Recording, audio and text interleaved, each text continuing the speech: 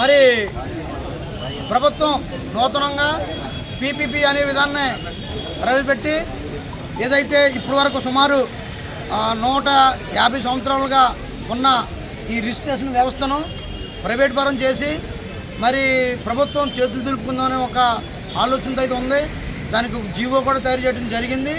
మరి ఆ జీవో ప్రకారం ముఖ్యంగా ఏంటంటే మా లేఖల వ్యవస్థ ఎలాగున్నా ప్రజలకే ఆస్తులపై వారికి ఒక పట్టు ఉన్నది ఈ పీపీపీ ద్వారా తెలుస్తుంది. అలాగని గత ప్రభుత్వంలో జగన్మోహన్ రెడ్డి గారు పెట్టినప్పుడు ఏదైతే ఈ బుక్స్ మీద పాస్బుక్ మీద ఆయన బొమ్మ వచ్చిన తర్వాత ఈ పుస్తకాలు ఏదైతే ఆస్తులు మన చేతుల్లో ఉండవు ఆయన చేతికి వెళ్ళిపోతాయని ఎలాగన్నారో సేమ్ అదే పద్ధతిని ఈ ప్రభుత్వం కూడా ప్రవేశపెట్టింది.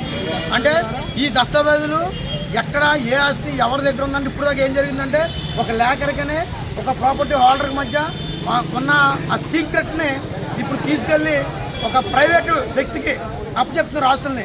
అతను నిజంగా కూడా మరి ఏ రిజిస్ట్రేషన్ చేస్తాడో మీకు ఏ దస్తావేజ్ ఇస్తాడో రేపు పొద్దున్న భవిష్యత్తులో అది దేనికి వెళ్తాదో ప్రభుత్వం ఆస్తుని ఎలా మలుచుకుంటుందో కూడా ఎవరికి తెలియదు. కనుక ఇది ఫస్ట్ ఆఫ్ ఆల్ ప్రజలకే నష్టం. తర్వాత ఈ వ్యవస్థపై 150 సంవత్సరాల నుంచి ఉన్న వ్యవస్థపై ఇంతమంది సుమారు భీమవరంలోనే 120 మంది అంటే పెద్దోళ్ళు, చిన్నోళ్ళు, సీనియర్లు, అసిస్టెంట్లు, ఆపరేటర్లు, లేకపోతే స్టాంప్ ప్రింటర్స్ వీళ్ళందరూ 120 మంది భీమవరంలోనే ఉన్నారు. వీళ్ళందరూ కూడా భవిష్యత్తు అంధకరం అయిపోద్ది. ఎందుకంటే దీని మీద ఆధారపడి జీవిస్తున్న కొన్ని కుటుంబాలు కూడా ఉన్నాయి. కొంతమంది దీంట్లో ఫిజికల్ హ్యాండిక్యాప్స్ ఉన్నారు, పెద్దవారు ఉన్నారు, చిన్నవారు ఉన్నారు.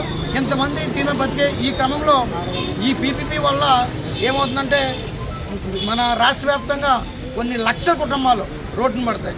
కనుక ఇప్పుడైతే ఈ లేఖల వ్యవస్థ వల్ల ప్రభుత్వానికి ఎటువంటి నష్టం లేదు. ఎందుకంటే ప్రభుత్వం ద్వారా మాకు ఎటువంటి రూపాయి స్టైఫండ్ కూడా రావట్లేదు, రూపాయి ఫీజు కూడా మాకు రావట్లేదు.